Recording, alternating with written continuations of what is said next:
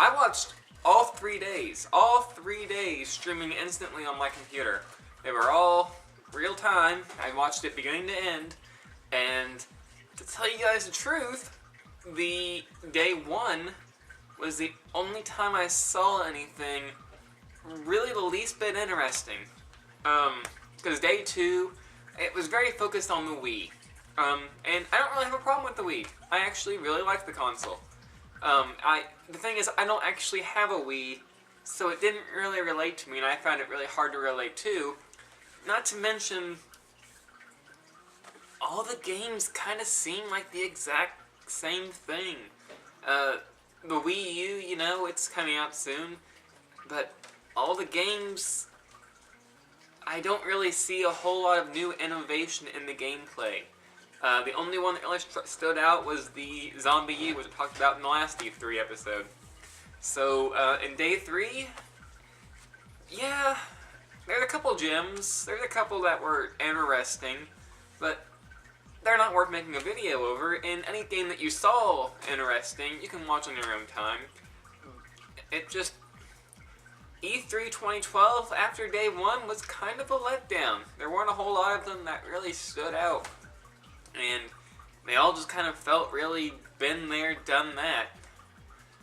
And that's really disappointing. I would have been really interested. I wish I really could have actually been at E3 to actually play the games and present to you that way. It really does help to actually play the games and give you that kind of perspective. But I wasn't there. I just watched them here at home and did a review on them that way. And it's just kind of disappointing whenever you see so many games that all look so fun, and then when you see their inner core, they're just kind of like, meh. Just kind of a disappointing E3. I really would have liked to have been there for the interviews.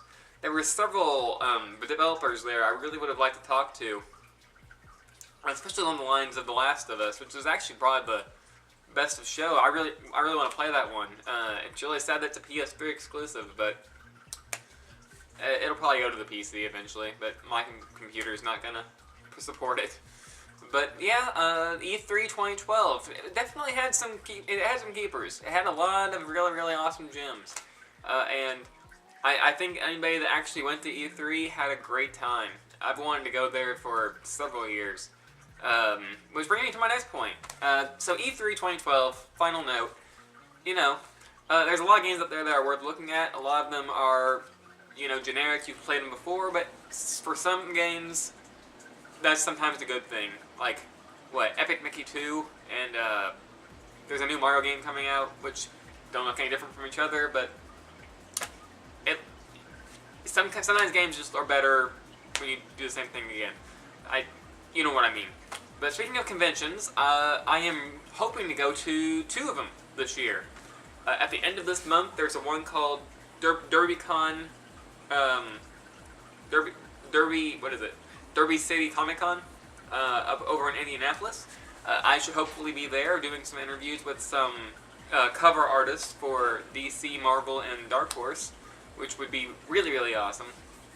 And there's another one coming out, I believe September, called Gen Con, which is basically a really big, massive cardboard roleplay convention, which they have some video games too, but it's mainly board games, card games, and role-playing, which is really awesome. And I really want to go to that one. That one's a 3-day convention, so I'll definitely hope, if I go, I definitely want to have some footage on that one.